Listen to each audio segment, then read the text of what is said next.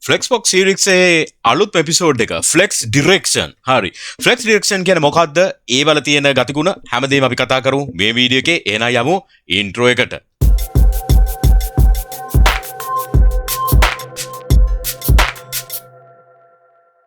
ආයුබෝවන් කියලා පිළිගන්නවා මගේ යාළුවෝ හැමෝම. ඔබ මේ එකතු වෙලා තින්නේ MCodes Frontend YouTube channel එකට. ඔබ channel එකට අලුත් නම් subscribe කරලා bell notification එකත් ඔබලා MCodes family එකට එකතු වෙන්න. හරි. අද අපි කතා කරන්න යන්නේ Flex Direction කියන CSS rule එක ගැන. හරි. එහෙනම් අපි කෙලින්ම demo එකට යමු.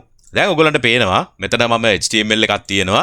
මේ HTML එකේ Flexbox flexible box කියලා div එකක් තියෙනවා. ඒකේ යට තියෙනවා children div paragraph හතරක් ABCD කියලා class තියෙනවා ඒ විදිහටම. ඒතර මේ හැම class එකටම colors ඒ ඔක්කොම assign කරලා parent මම දාලා තියෙන්නේ border එකකුයි parent එකට width එකක් දීලා තියෙනවා 300 pixels කියලා. හරි.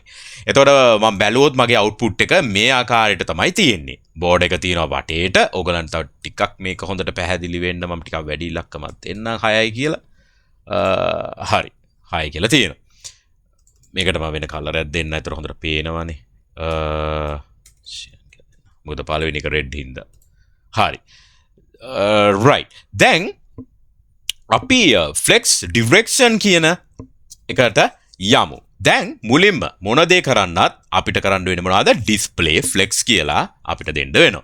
ඒක දාලා අපි refresh කරොත් flex කිව්ව ගාම කෙලින්ම ඒ තියෙන width එකට. දැන් මම මේ width එකක් නොදුන්නොත් මොකද වෙන්නේ?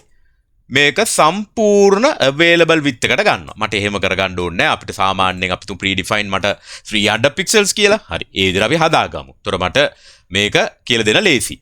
අපි දැනට 300 කියලා දාමු.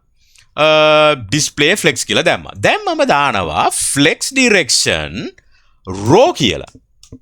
row කියලා දැම්මා. මම මේක run කරනවා. මුකුත් වෙනසක් උන්නේ නැහැ. ඒ කියන්නේ මොකක්ද? flex direction row කියන්නේ default value එක. හැම තිස්සෙම flexbox දාන හැම වෙලාවෙකම display direction එක by default row කියලා තමයි තියෙන්නේ. හරිද? හරි. row කියන්නේ මොකද්ද? කෙලින් row එකක් දිගේ යන්න. අපි පාරේ යද්දි එක කෙලින් යන්න row එකක් දිගේ යන්න. අන්න ඒ වගේ කියන්නේ ඒක තමයි row කියන්නේ. flex direct කරනවා මම මේ තියෙන element ඒ parent ගේ යටතේ තියෙන ඔක්කොම element ටික එක row එකක් දිගේ යන්න කියලා. ඒක තමයි flex direction row කියන්නේ. හරි. ඊළඟට අපි දාමු column කියලා. column ඊළඟේ attribute එක. ඒක මොකද්ද? දැන් මේ මොකද්ද උනේ? 300 width එක සම්පූර්ණයෙන්ම පිරුණා එකෙන්. පිරිලා එකයට එක. ඒ කියන්නේ උඩ ඉඳන් පල්ලහැට වැටෙන්න ABCD කියලා ඔක්කොම වැටුණා. ඒ කියන්නේ උඩ ඉඳන් කවුරු හරි බිමට වැටෙනවා වගේ. දැන් අර row කියන්නේ එක දිගට කෙලින් යන්න කියලානේ. මේක උඩ ඉඳන් පල්ලහැට වැටෙනවා. හරි. ඒක කියන්නේ ABCD කියලා. යටට මෙහෙම පෙන්නනවා. හරිද? එතකොට ඊළඟ එක තමයි ඔයගොල්ලෝ දැනගන්න ඕනේ available width එකට මේක හදා ගන්නවා. දැන් මම මේ 300 pixel එක මකලා refresh කරොත් ඔයගොල්ලන්ට පේනවා මේ available width එකට මේක හදා ගන්නවා. ඒ කියන්නේ column කියන attribute එකේ තියෙන by default හැටි තමයි මේක available width එකට හදා ගන්න. මම මේක row කිව්වොත් ඒක එහෙමම නෙමෙයි. ඒ content එක ඇතුලේ තියෙන content එකේ width එකට මේකේ width එක හදා ගන්නවා. දැන් මම මේක A1 2 3 4 කියලා දාලා මම මේක refresh කරොත් එයා ඒ ආකාරයට හදා ගන්නවා. අන්න ඒ වගේ. හරි? ඒක තමයි මම column ගැනනේ දැන් කිව්වේ. ඒතර column එකේ තියෙන්නේ ඒ available width එකට fully expand වෙනවා. මම ඒ නිසා තමයි අර width එක 300 pixels කියලා පටන් ගත්තේ. එතකොට ඔයගලන්ට කියලා දෙන්න ලේසි. ඒතර වැඩි. හරි. මේ අපි කතා කරේ දෙවෙනි එක. flex direction වල row කතා කරා column. මේ column ගැන කතා කරේ. දැන් ඊළඟට row දාලා row reverse. හරි. මුලින්ම row කියලා දාලා මේක run කරමුකෝ. ඊට පස්සේ reverse කියන එක දාමු. හරි. row කිව්වහම මොකද වෙන්නේ? මේ විදිහටනේ වෙන්නේ. මම row reverse කියලා දාන්න. බලන්න මොකද වෙන්නේ මම refresh කරාම. මොකද වුනේ? ඒ සම්පූර්ණ width එකේම මෙයා adjust කරගත්තා මේ විදිහට. දැන් මම මේ width එක ගැලෙව්වොත් මොකද වෙන්නේ? දැන් ABCD reverse වුණා. ඒකයි උනේ. මම මේ width එක ගලවන්නම්කෝ. ගලවලා refresh කරන්න. එතකොට available සම්පූර්ණ width එකේ මෙයා මේ ආකාරයට හදාගත්තා. රිවර්ස් කරා row එක ඒත් මේ විදිහට හදාගත්තා. දැන් අපි ඩිස්ප්ලේ ෆ්ලෙක්ස් දාලා රෝ රිවර්ස් කරපුවාම මේක සම්පූර්ණ දැන් ෆ්ලෙක්ස් කිව්ව ගාම සම්පූර්ණ විත් එක ගත්තාම මේක මේ ආකාරයට කෙරෝලට කරලා තිබ්බා වගේනේ රෝ එක රිවර්ස් උත් කරලා දැන් ප්‍රශ්නේ අපිට මෙහෙම හිතමුකෝ මේ සම්පූර්ණ විත් එකක් නිකන් හිස් වුණා වගේනේ මම මේකට ඉන්ලයින් කියලා දාපුවාම ඉන්ලයින් ෆ්ලෙක්ස් කියලා දැම්මොත් මේක ඒ ටික ෆිල් කරගන්නවා. ඒ කියන්නේ ඉන්ලයින් එලිමන්ට් එකක් වුණා. ඒ කියන්නේ ඉතුරු ඉස්සරහා තියෙන ඔක්කොම තිබ්බ available blank space ටික ඔක්කොම අයින් වෙලා ඒ කියන්නේ ඉන්ලයින් එලිමන්ට් එකක් විදිහටපත් වුණා.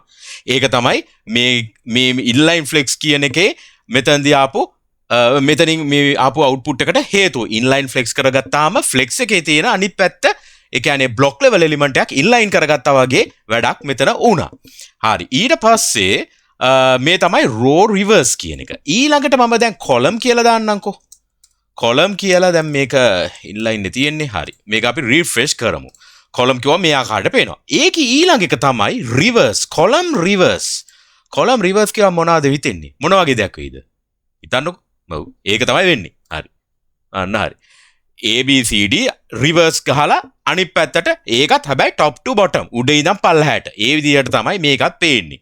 හරි දැන් මේක ඉන්ලයින් ෆ්ලෙක්ස් කියලා දැම්මොත් මොකද වෙන්නේ?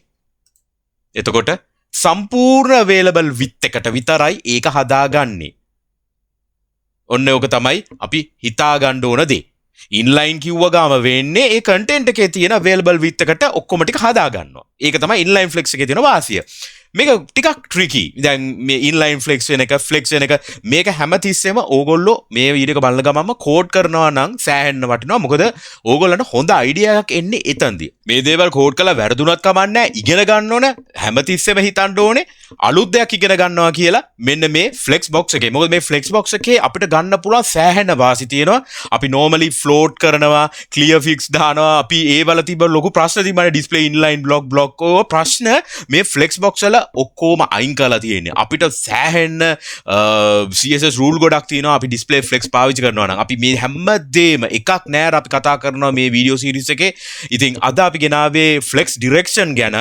ඒකේ තියෙන row reverse column සහ column reverse අතර තියෙන්නේ වෙනස්කම් මොනවද? ඒ ගැන ඔක්කොම අපි කතා කරා. ඒවත් එක්ක display inline flex වුණාම කොහොමද ඒවා හැසිරෙන්නේ? flex වුණාම කොහොමද හැසිරෙන්නේ? අන්න ඒ ගැන. එහෙනම් වීඩියෝ එකට හොඳයි නම් ලයික් එකක් දාන්න, channel එක subscribe කරන්න, ඒ වගේම bell notification එකත් ඔබන්න. හරි. ඊළඟට අපි ඊළඟ වීඩියෝ එකකින් හම්බෙමු. එහෙනම් හැමෝටම ජය වේවා. cheers අපි ගියා.